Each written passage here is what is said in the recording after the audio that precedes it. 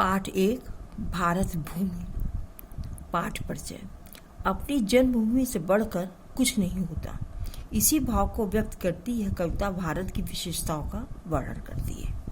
ये पूरी कविता देश प्रेम पर आधारित है। सारे जग को पथ दिखलाने वाला जो ध्रुव तारा है, भारत भूमि ने जन्म दिया है, यह सौभाग्य हमारा है। सारे जग को अपना भारत देश ध्रुव तारा की तरह मार्ग दिखाता है। जैसे ध्रुव तारा जग को मार्ग दिखलाता है, वैसे भारत सारे विश्व को राह दिखाता है। भारत भूमि ने जन्म दिया है, यह सौभाग्य हमारा है।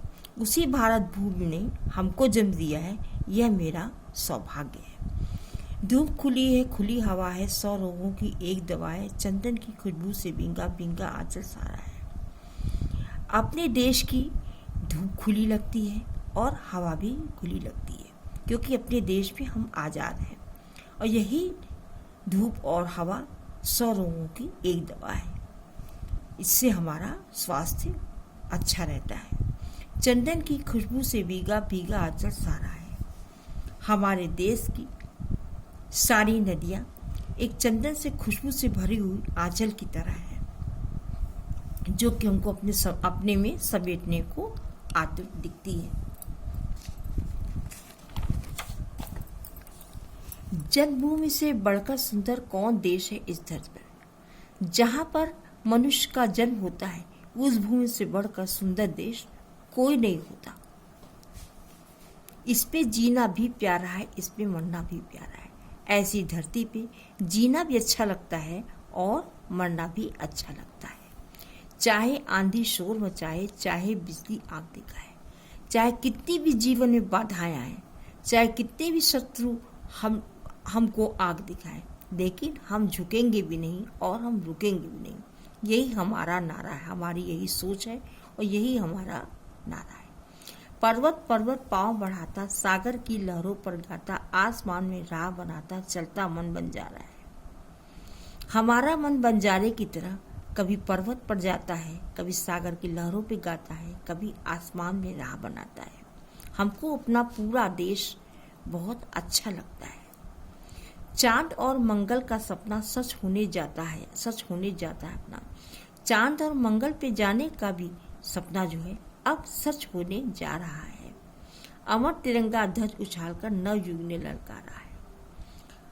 हम लोगों ने तिरंगा ध्वज लहरा करके नव युग में, नए जमाने में शत्रु को ललकारा है, शत्रु को चुनौती दी है कि वो हमारी ओर आंख उठाकर नहीं देख सकता है। भारत भूमि ने जन्म दिया है, यह सौभाग्य हमारा है। भारत भूमि ने हमको जन्म दिया है, इसलिए हम जन्मे हैं, यह हमारा सौभाग्य है।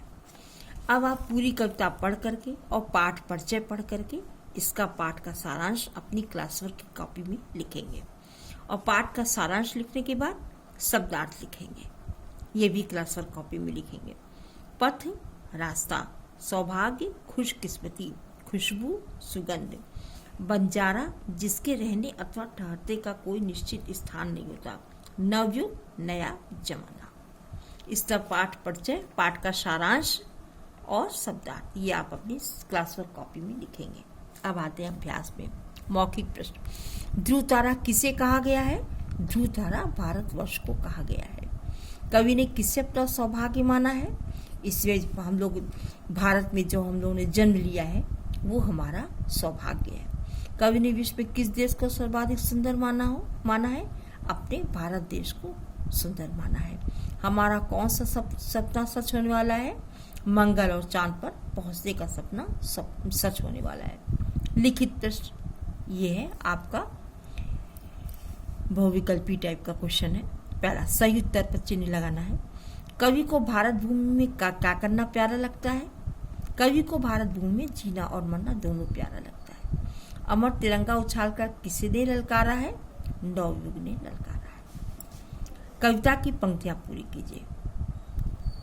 इस कविता की जो फिर रिक्त स्थान है इसको पूर्ण करना है। पर्वत पर्वत पांव बढ़ाता, सागर की लहरों पर गाता, आसमान में राह दिखाता, चलता मन बंजारा। अब तीसरा, काव्यांश को पढ़कर प्रश्नों के उत्तर दीजिए। ये काव्यांश है, एक पैराग्राफ है, इसको पूरा पढ़ के फिर नीचे के प्रश्नों के उत्तर देने हैं। धूप खुली है, खुली हवा है, 100 रोगों की एक दवा है, चंदन की खुशबू से बिंगा बिंगा आंचल सारा है। पहला क्वेश्चन है, कवि ने 100 रोगों की एक दवा किसको माना है?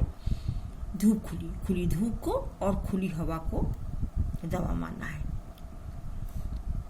खुशबू का समानार्थी शब्द क्या होता है? सुगंध होता है। स्वस्थ रहने के लिए क्या अनिवार्य है?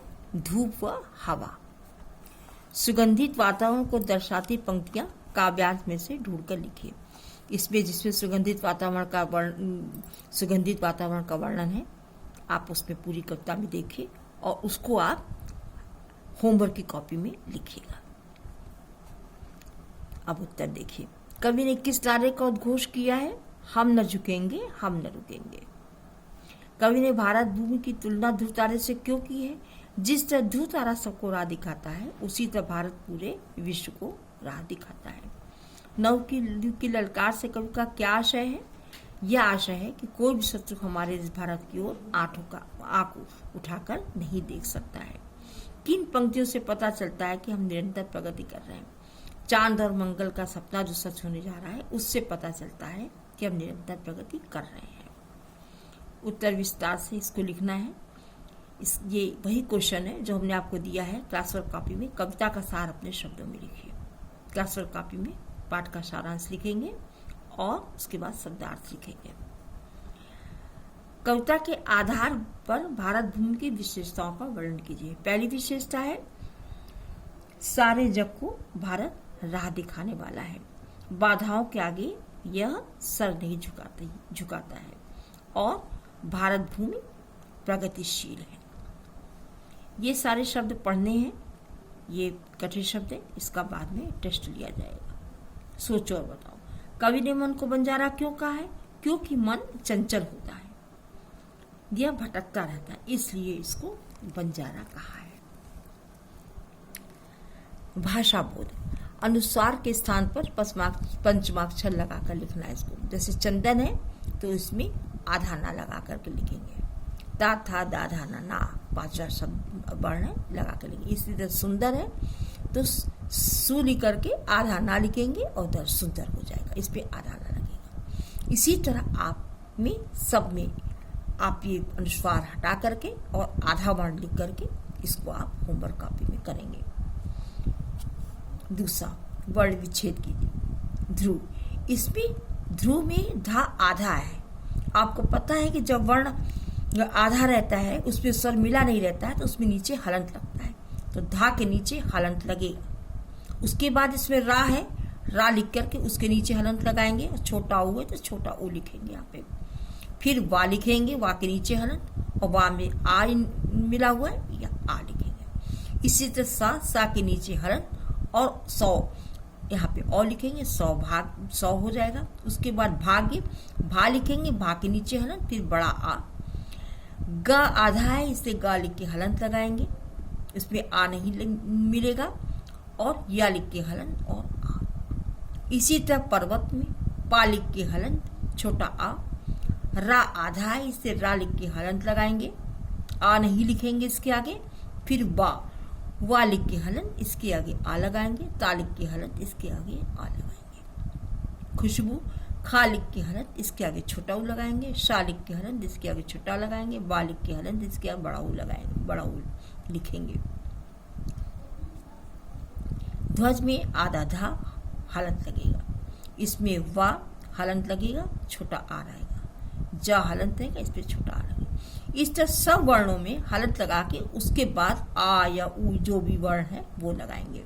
जो वर्ण में मिले हुए वर्ण, जैसे इसमें ऊ मिला हुआ है, इसमें छोटा ऊ मिला, इसमें आ है, ये सब उस वर्ण के बाद वो स्वर लिखेंगे। दिए गए शब्दों के विलोम रूप लिखिए। जीना मरना, जन्म मरण, धूप छाया, सौभाग्य दुर्भाग्य। खुशबू की जगह आप यहाँ सुगंध लिख लेंगे। सुगंध दुर्गंध, सुंदर कुरूप, देश विदेश, सच झूठ। अब इसके समानार्थी लिखेंगे आप। जग संसार, पथ मार्ग, हवा वायु, आसमान आकाश, धरती धरा, सागर समुद्र, पर्वत, पहाड़, चांद, चंद्रमा, ये सारे समानार्थी। समानार्थी का मतलब होता है पर्यायवाची। अब इसमें से कविता में से जो आपने पढ़ी है भी, उसमें से छांट करके व्यक्तिवाचक, जातिवाचक, व्यक्तिवाचक संज्ञा, जातिवाचक संज्ञा, भाववाचक संज्ञा है। इसमें व्यक्तिवाचक संज्ञा है भारत और ध्रुव तारा, ये दोनों संज्ञा शब्द आए हैं। जातिवाचक में पर्वत और सागर शब्द आए हैं। स्वभाववाचक में सौभाग्य और खुशबू शब्द आए हैं। ये आपको पढ़ना है, इसको बाद में आपसे क्लास में पूछा जाएगा, और ये आपको ये भी होमवर्क कॉपी में करना है। भारत निरंतर प्रगति कर रहा है, आपका शहर आने वाले समय में कैसा होगा, कल्पना से लिखना है। इसका आपका सोचना है कि भविष्य आपका शहर प्रगति करेगा तो कैसा होगा, उसको आप 4 पंक्ति में लिखेंगे। इसको कार्यकलाप में पहला आपको लर्न करना है। राजा उत्तानपाद तथा उनके पुत्र ध्रुव की कहानी इंटरनेट से ढूंढकर पढ़ना है, इसको आपसे बाद में सुना जाएगा। फिर क्वेश्चन 2 है, आकाश में ध्रुव तारे की स्थिति निर्धारित करते हुए एक रेखा चित्र खींचिए। आपको ये रेखा चित्र बनाना है, कलरफुल पेंसिल से साफ और स्वच्छ इसको बनाना होगा। यदि आपने भारत के किसी भी स्थान की यात्रा की तो उसका वर्णन कीजिए। इसको भी आपको अच्छे से समझना है, और जहाँ की यात्रा की हो इसको एक कहानी की तरह आपको क्लास में इसको सुनाना होगा। इसको भी आप समझ लीजिएगा। आप अपने देश से बहुत प्रेम करते हैं, ऐसी कौन सी बात है जो आपको अपने देश से जोड़े रखती है? कक्षा में चर्चा कीजिए। इसका कक्षा में इसकी चर्चा होगी, आपको बताना होगा। ज्ञान विस्तार, बंजारे, ये बंजारे को भी अच्छे से समझाया गया है। जैसे बंजारा एक घुमंतु समुदाय है। बंजारे निरंतर भ्रमणशील, भ्रमणशील मतलब घूमने वाला, उन्मुक्त तथा स्वतंत्र जीवन जीते हैं। लोक नृत्य तथा लोक संगीत को समृद्ध करने में बंजारों का योगदान महत्वपूर्ण रहा है।